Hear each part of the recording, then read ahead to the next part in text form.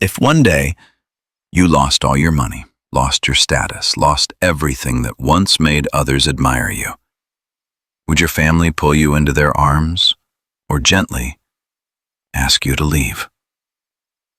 Daniel Carter was once the man everyone wanted to stand beside. He had a beautiful house, luxury cars, and a career others looked up to. Family gatherings were always filled with laughter, compliments, firm handshakes, and words like, "You're amazing," were never in short supply. But Daniel always carried a quiet doubt deep inside. Not loud, never spoken aloud, just silently growing with the passing years.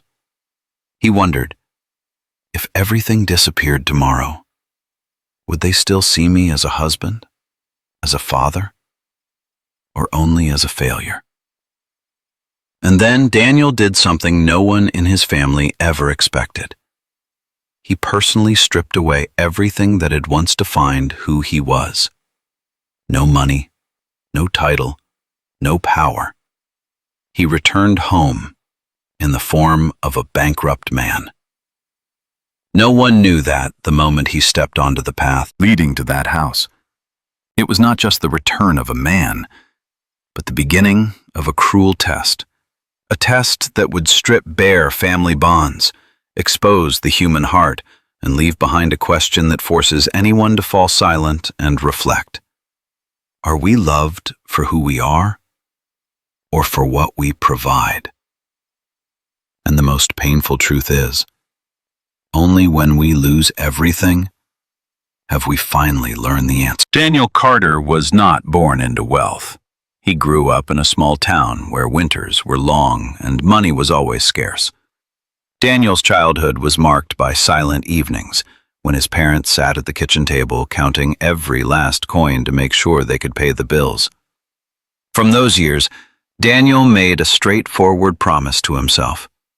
His family would never have to worry about money again. He kept that promise. Through years of relentless work, risky decisions, and countless sleepless nights, Daniel built a career that many admired. Money came, reputation followed, and family life turned to an entirely different page. But at the same time, something else quietly slipped away. Family dinners were no longer complete. Conversations gradually revolved around stocks, real estate, and luxury vacations. Simple questions like, "How was your day?" became rare. Daniel realized that when he walked into the room, everyone listened, but not because he was a father. Instead, because he was the one with influence, money, and the power to decide.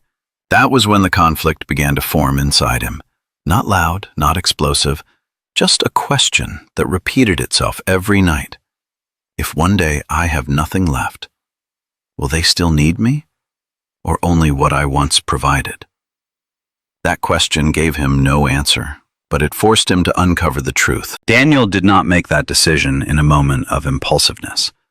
It came after many long nights when he sat alone in his study, the warm yellow light falling across carefully framed family photographs. In those photos, everyone was smiling.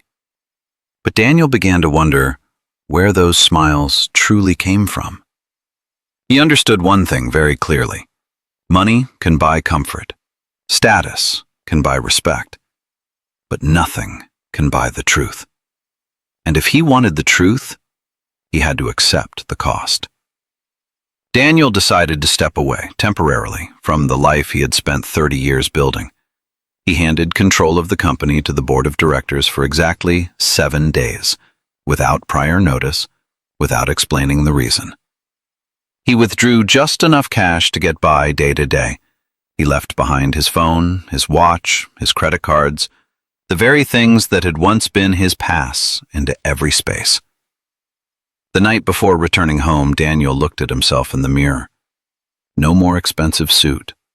No more appearance of a successful man. There was only a middle-aged man left, carrying an old cloth bag, and the question with no answer. He knew very well. When he walked through the gate of his own home the next day, he would no longer be the man who was welcomed. But Daniel went anyway, Because there are truths that, no matter how painful, must be faced head-on before it is too late. That afternoon, the front yard was still filled with laughter. Glasses were raised, light-hearted conversations drifted in the breeze. Daniel stepped in, and everything slowed. No one recognized him right away. It took a few seconds for searching eyes to turn into astonishment. Then silence fell, heavy enough that the sound of dry leaves beneath his feet could be heard. "Daniel, what happened to you?" The voice didn't sound like concern. It felt more like a question demanding an explanation than genuine care. Daniel stood there, his hand gripping the strap of the old cloth bag. He took a deep breath as if preparing to cross an invisible line. "I lost everything." His voice was low but clear enough. "The company, the money, everything." No one spoke, only hurried exchanged glances, calculating frowns. A soft laugh broke the silence. Not cruel, but cold. "That sounds unbelievable." Daniel tried to smile. "It's the truth." He said he only needed a place to stay for a while. Only needed his family. But instead of an embrace, he received unconscious steps backwards. Instead of the question, "Are you okay?" there were reminders of risk, of the life that had been so hard to build. His son turned away. His wife remained silent for too long. And in that moment, Daniel understood a painful truth. When he had nothing left to give, he seemed to have no place left either. The truth, the moment it was spoken, had silenced family bonds. Daniel turned and walked away, not out of anger, but because he understood. Staying any longer would only make him feel more out of place. Each step grew heavier on the familiar stone path. This was the road that had once welcomed him home in days of triumph, and today it was seeing him off like someone no longer needed. "Dad, wait!" a voice called out behind him, small but clear. Daniel stopped. It was Lily, his youngest daughter. She stood in the yard, not rushing forward. No searching eyes, no trace of doubt. Only genuine concern shines in her gaze. "I don't care whether you have money or not," Lily said. "I only know that you are my father." The words were not loud, but they cut through the heavy silence, like a thin beam of light piercing the darkness. Lily stepped forward and gently took the old cloth bag from Daniel's hand. No questions, no hesitation, just a tiny gesture, yet enough to make his shoulders tremble. She turned and led him back toward the house that had just rejected him. "Come inside, Dad," Lily said. "A home is where you don't need a reason to stay." Around them, no one spoke. No one stopped them. No one supported them. But in that moment, Daniel understood. Amid everything he had just lost, he had still held on to the most precious thing of all. Someone who loved him not because of who he had once been, but because of who he truly was. In the days that followed, Daniel lived in the very house he had built. But the feeling was entirely different. In the mornings, he woke earlier than everyone else. No one assigned him tasks. No one asked him to do anything. He put on his old jacket and stepped into the yard, pulling out weeds that had grown wild along the path, sweeping away dry leaves that had piled up after days of being ignored. His hands grew rough. His back ached. Sweat soaked through the thin fabric of his shirt. These were tasks he had once been familiar with in his youth, when labor was not a choice, but the only way to survive. From inside the house, eyes were watching. Some shook their heads, some laughed softly. "Hard to believe," someone said. "A man who once had everything, now standing out there." Daniel heard it, but he did not respond, because he was beginning to understand something important. When titles are gone, a person becomes easy to overlook. Only Lily stepped outside with a cool glass of water. She placed it in his hand without saying much. "You don't have to do this, Dad," she said. Daniel shook his head and smiled gently. "I want to," he replied. "It makes me feel like I'm still real." In the days that followed, some avoided him at meals and some spoke only when necessary. And Lily?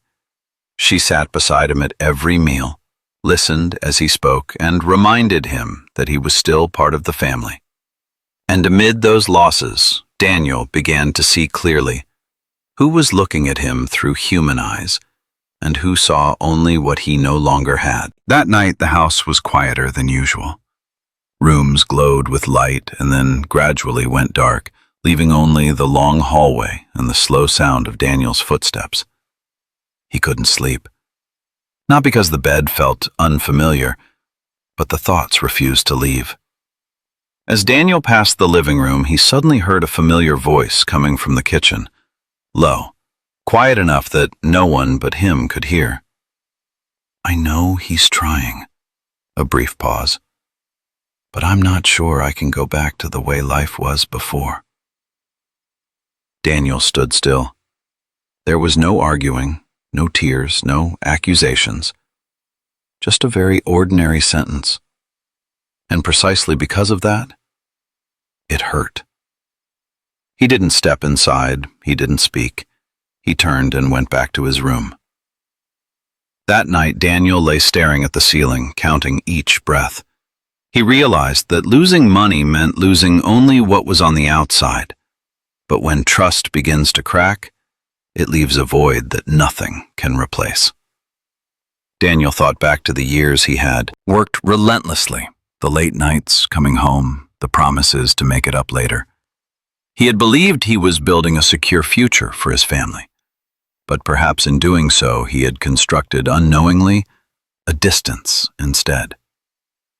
That night, Daniel understood something no one had ever taught him before. Some losses do not come from failure, but from truth. And sometimes, the truth doesn't need to shout. It only needs to be overheard, to weigh heavily on the heart. On the seventh day, Daniel asked everyone to gather in the living room. No one knew what was about to happen, but the tension was visible on every face. Daniel stood in the familiar room, a place that had once witnessed lavish parties, easy laughter, and the silence of the past few days. He did not beat around the bush. From the pocket of his old jacket, Daniel took out his watch and placed it on the table. Then his phone. Finally, a thick stack of documents neatly bound. "I need to tell you all something," he said, his voice low but steady. "The company never disappeared." A fractured breath rippled through the room. "This was a test," Daniel continued, "not to punish anyone, but for me to understand who would stay when I had nothing." The silence was shattered into mixed reactions. Some jumped up, furious. Some frowned, offering explanations. Some lowered their heads, avoiding his gaze. Accusations rang out. "You went too far. You had no right to do this." Daniel listened to it all, but he did not argue. He turned to Lily. She stood there, her eyes filled with confusion. "Dad?" Daniel smiled, his eyes wet. "You don't need to worry," he said. "You passed." The room fell silent again, but this time it was not distance. It was the moment each person began to face themselves. Because there are truths that, when spoken aloud, do not break a family. They only reveal what has existed for a very long time. No one left the room immediately. The words that had just been spoken still hung in the air, as if everyone needed a little more time to understand where they truly stood. Daniel did not accuse anyone, nor did he ask for apologies. He looked at each person, not with the eyes of a victor, but with the gaze of someone who had just learned a lesson too late. Some lowered their heads in silence. Some spoke up to explain, talking about fear, about risk, about what they had worked so hard to build. Daniel listened to it all, and he understood. Not everyone had turned away out of coldness. Many were protecting what they believed to be safe. But amid those explanations, Daniel also understood something else. True love does not need conditions to exist. It does not weigh gains and losses. It does not wait for everything to be perfect before staying. Daniel turned to Lily. She was still standing there, quiet from beginning to end. "I don't expect anyone to be like you," Daniel said slowly, "but I'm grateful that you reminded me. Family is not the place where we receive the most, but the place where we are allowed to be ourselves." No one argued with those words, because the truth was already evident. That test did not change the past, but it changed the way everyone looked at one another. And sometimes, a family does not need a miracle to heal, only enough courage to face the truth and enough sincerity to begin again. Life gradually returned to its familiar rhythm, but for Daniel nothing was the same anymore. He still had his company, still had his home, his assets, and the stability many people dream of. But after that test, Daniel understood that there are things that, unless we lose them once, we will never realize how much we have already traded away. He did not blame his family, because people often fear loss more than they fear hurting others. And sometimes that very fear causes us to turn away from what is most precious. But Daniel did not forget. He did not forget the moment he stood before his own gate with empty hands. He did not forget the heavy silence when he needed an embrace the most. And he especially did not forget the daughter who stepped forward when everyone else stepped back. Daniel understood that a family is not built on what we possess, but on what we are willing to give when we have nothing left to give. Before the story closed, Daniel left behind one sentence, not for his family, but for anyone who was listening. When you have everything, look at who stands beside you. But when you have nothing, remember who still holds your hand. If this story made you pause and reflect about family, about love, or about the relationships in your own life, please press like, share it with someone you care about, and leave a comment. Who is the person you believe would stay when everything disappears? Don't forget to subscribe to Deep Life Tales so we can continue together telling stories that touch the deepest layers of life.